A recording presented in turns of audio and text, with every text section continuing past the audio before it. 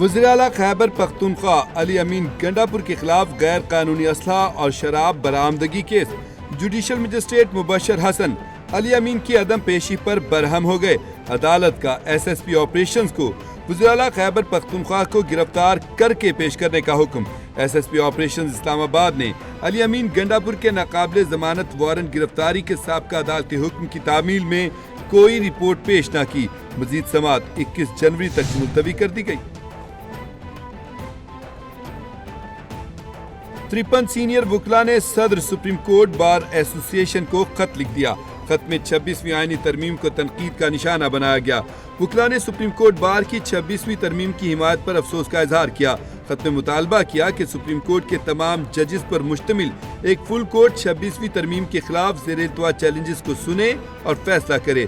خط منیر ملک، حامد خان، علی احمد کرد، عابد زبیری، سلمان منصور اور عبداللہ کنگرانی سمیت دیگر نے لکھا۔ بانی پی ٹی آئی اور بشرا بی بی کے خلاف 190 ملین پاؤنڈ کا ریفرنس کا فیصلہ ایک بار پھر مؤخر کر دیا گیا۔ عدالتی عملے نے کہا کہ 190 ملین پاؤنڈ ریفرنس کیس کا فیصلہ 13 جنوری کو سنایا جائے گا۔ احتساب عدالت کے جج ناصر جاوید رانا کی رخصت کے باعث فیصلہ نہ سنایا جا سکا۔ ریفرنس کا فیصلہ سنائے جانے کی تاریخ تیسری مرتبہ تبدیل کی گئی۔ ریفرنس کا فیصلہ 18 دسمبر کو احتساب عدالت نے محفوظ کیا تھا۔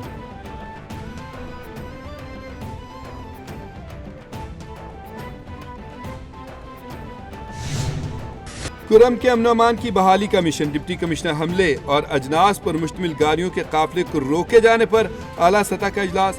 فیصلہ ہوا کہ امن معاہدے پر دستخط کرنے والے مشران کو معاہدے کے نفاذ پر جواب دہ بنایا جائے گا۔ ڈی سی حملے کے مجرموں اور حوصلہ افزائی کرنے والوں کو ایف آئی آر میں نامزد کیا جائے گا۔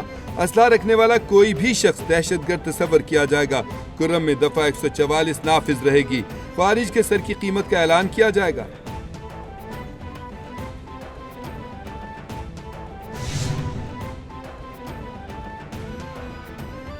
مشیر اطلاعات خیبر پختونخوا بیرسٹر سیف نے کہا کہ ڈپٹی کمشنر پر حملے کے بعد کیے گئے اہم فیصلوں پر منوعاً عمل درآمد کیا جائے گا۔ آج سے ہی تمام فیصلوں پر عمل درآمد کا آغاز ہو چکا ہے۔ ڈپٹی کمشنر پر حملہ کرنے والوں کو جلد گرفتار کر کے قانون کے شکنجے میں لائیں گے۔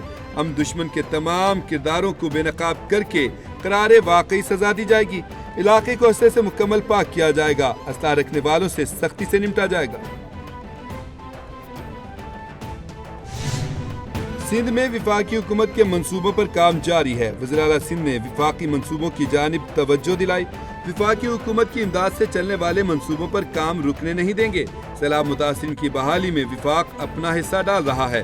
اڑان پاکستان منصوبے نے ملک کو ترقی کی مضبوط بنیادیں فراہم کی۔ ملک میں امن، استحکام، پالیسیوں کا تسلسل اور اصلاحات یقینی بنانا ہوگی۔ وفاقی وزیر منصوبہ بندی احسن اقبال کی کراچی میں پریس کانفرنس۔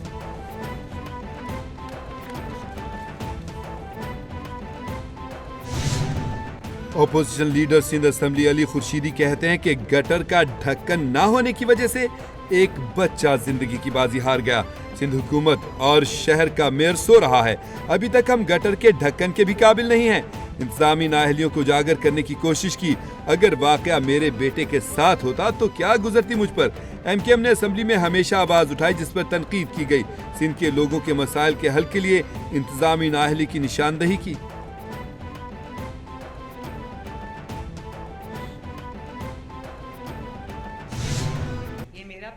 بہاؤالدین ذکریہ یونیورسٹی میں ہونہار اسکالرشپ پروگرام کی تقریب۔ وزیر اعلیٰ پنجاب مریم نواز نے طلبہ میں چیک تقسیم کیے۔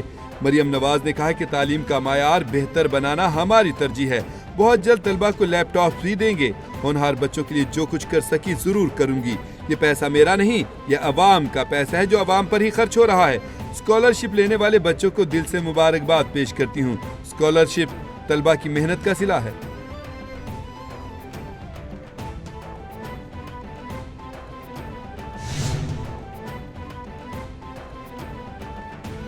سی ایس ایس میں یونیورسٹی کے 4 سالہ گریجویٹس ہی اپلائی کرنے کے حل ہوں گے۔ کتنے طلبہ بیرون ممالک زیر تعلیم ہیں؟ قومی اسمبلی کی اسٹینڈنگ کمیٹی نے تفصیلات طلب کر لیں۔ ممبر کمیٹی آغا رفیع اللہ نے کہا ایچ ای سی کو تالا لگا دیں، قوم کے پیسوں سے تنخواہیں دے رہے ہیں۔ کتنی یونیورسٹیز کے وائس چانسلر تعینات نہیں ہوئے؟ پنجاب کی 30 یونیورسٹیز میں وائس چانسلرز نہیں۔ ڈی جی ایچ ای سی نے کہا کہ سی ایس ایس میں ناکامی کی شرح 2 साला BA के तलबा की वजह से सामने आई।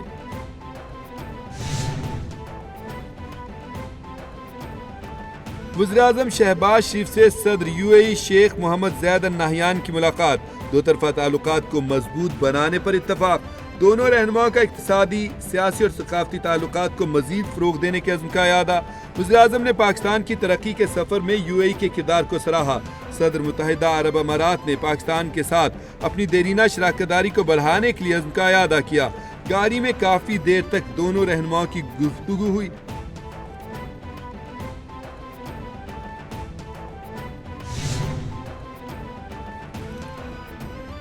वज़ीर-ए-आला पंजाब मरियम नवाज से सऊदी अरब के सूबा हफ्रुल बातिन के साबिक गवर्नर शहजादा मंसूर की मुलाकात, दो तरफा ताल्लुकात, बाहमी ताउन पर तफसीली तबादला ख्याल। पंजाब में सरमायाकारी के मौक़े पर भी गुफ्तगू। वज़ीर-ए-आला मरियम नवाज की इंफ्रास्ट्रक्चर, सेहत, तालीम और मजहबी सियासत के शोबों में सऊदी सरमायाकारी की दावत। साबिक गवर्नर शहजादा मंसूर ने कहा कि पाकिस्तान और सऊदी अरब के ताल्लुकात खित्ते के इस्तेहकाम और तरक्की के लिए निहायत अहम हैं।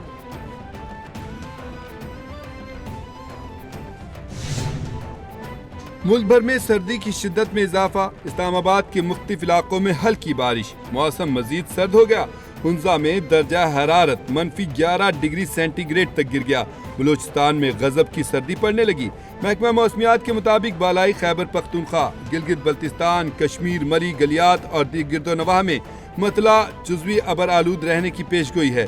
चंद मकामात पर गरज चमक के साथ बारिश और पहाड़ों पर बर्फबारी का इम्कान है। भारतीय हेलीकॉप्टर्स हादसात, फिजाई हमले की सलाहियतों पर संगीन सवाल उठने लगे। गुज़श्ता रोज भारतीय रियासत गुजरात में कोस्ट गार्ड का हेलीकॉप्टर तबाह हो गया। हादसे में 3 अफराद हलाक हुए। भारतीय पुलिस के मुताबिक हेलीकॉप्टर मामूल की परवाज के दौरान गिरकर तबाह हुआ। हमले के 3 अफराद को शदीद जख्मी हालत में रेस्क्यू किया। गुज़श्ता 2 साल के दौरान भारत में कई हेलीकॉप्टर हादसात हो चुके हैं, जिनमें फौजी और नीम फौजी हेलीकॉप्टर शामिल हैं।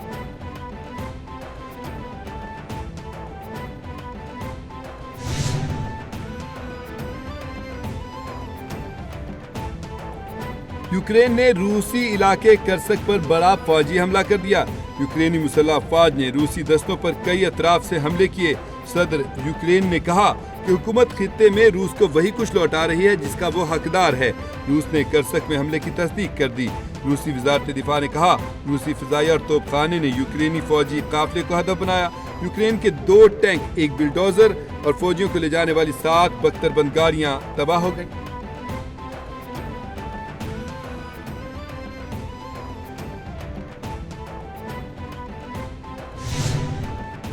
और पाकिस्तान की मारूफ अदाकारा महविश हयात ने हयात की 37 बहारें देख लीं।